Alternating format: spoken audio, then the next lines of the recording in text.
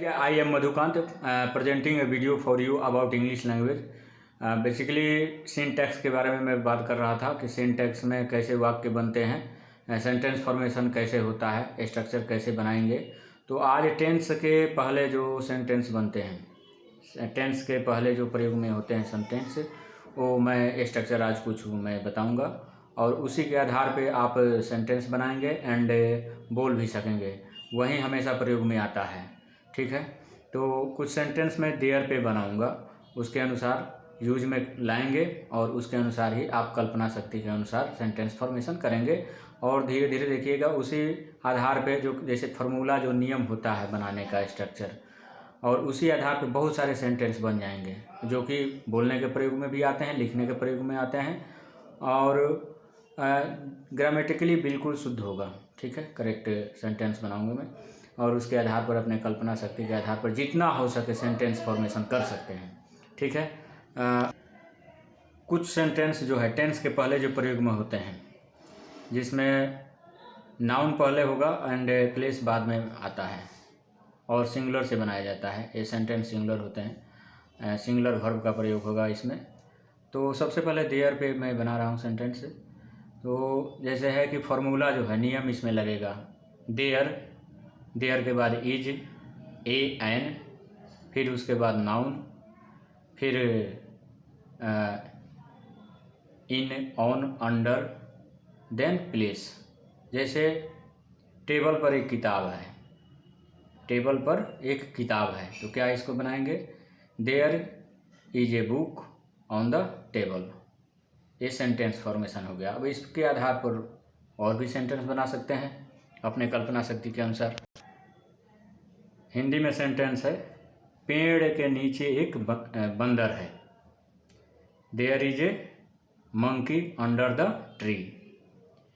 दूसरा इसी के आधार पर और भी सेंटेंस बनाएंगे, जैसे खेत में हाथी है, there is an elephant in the field.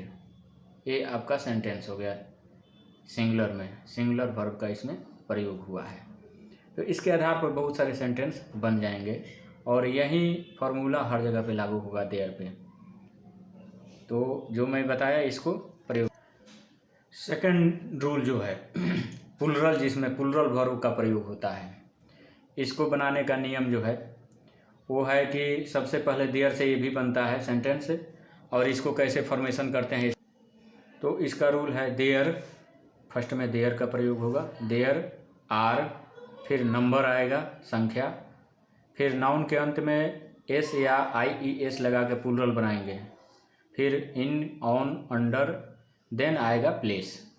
जैसे कि मैदान में 4 लड़के हैं, there are 5 boys in the field. ये सेंटेंस हो गया। अब इसी के आधार पर बहुत सारे सेंटेंस बना सकते हैं अपने कल्पना शक्ति के आधार पर। दूसरा सेंटेंस है, पेड़ पर 5 बंदर हैं, पेड़ पर 5 बंदर हैं, there are 5 monkeys on the tree. इसके आधार पर और सारे सेंटेंस फॉर्मेशन करें। तो ये देखिए कि ये दो मैंने सेंटेंस फॉर्मेट किया, एक सिंगुलर वर्ब का प्रयोग करके एंड देयर पे ही है, दूसरा प्लुरल वर्ब आर का प्रयोग करके। सिंगुलर में इज का प्रयोग हुआ फर्स्ट रूल में, सेकंड रूल में जो है आर का प्रयोग हो गया। फिर देयर पे ही तीसरा सेंटेंस मैं बता रहा हूँ फॉर्मेशन। तीसरा जो नियम है देयर पे, इसका स्ट्रक्चर बनेगा there, then is, then noun, then in, on, then each and every, then place. जैसे फॉर एग्जांपल ईच, अंग अंग में दर्द है, इसको सेंटेंस फॉर्मेशन इंग्लिश में बोलेंगे, there is pain in each and every limb. अंग अंग में दर्द है। दूसरा सेंटेंस सोचेंगे, जैसे कण कण में भगवान है, तो कैसे बनाएंगे, there is God in each and every particle. ये सेंटेंस हो गया। तो इसी के आधार पर सेंटेंस फॉर्मेशन बनते जाएंगे एंड इसका प्रयोग हर जगह पे होगा। ऐसे ही सेंटेंस आता है देयर पे ही, देयर इज से ही बनाते हैं इसको। 4 नियम जो है, 4th रूल देयर पे, जैसे there, then is, then nothing but, then all around. फिर से सुन लीजिए, there is nothing but, then noun, then all around, फिर प्लेस आएगा। जैसे वहाँ पानी ही पानी है, वहाँ पानी ही पानी सेंटेंस जो है इसका इंग्लिश में क्या अनुवाद करेंगे?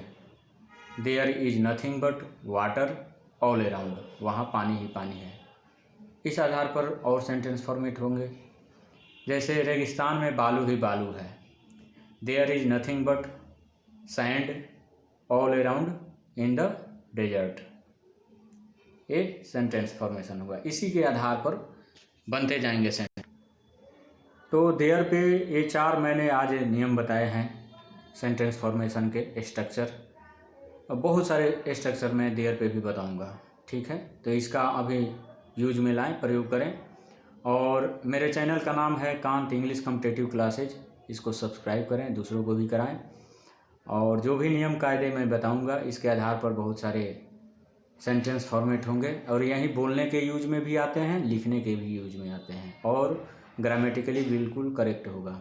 और ये कॉम्पिटिटिव एग्जाम में इसी तरह के सेंटेंस पूछे जाते हैं। तो मेरे चैनल का जो नाम है कांत इंग्लिश कॉम्पिटिटिव क्लासेज, इसको सब्सक्राइब करें एंड कराएं। और माइंड को कंसंट्रेट करके सेंटेंस फॉर्मेशन करेंगे। अपने कल्पना शक्ति के आधार पर एक एक सेंटेंस फॉर्मेट करेंगे, अपने से सेंटेंस बनाएंगे, अपने मतलब कल्पना से। और जो मैंने नियम बताया है, जो रूल बताया हूँ, उसी के आधार पर, उसी नियम के आधार पर बनाएंगे, बिल्कुल करेक्ट सेंटेंस होगा। एंड आगे देयर पे भी बहुत सारे सेंटेंस बनेंगे। और सिंटैक्स का अभी चलेगा। सिंटैक्स वाक्य विचार जो है ग्रामर का बहुत बड़ा पार्ट है। इसमें बहुत सारे नियम रूल सीखने को मिलेंगे।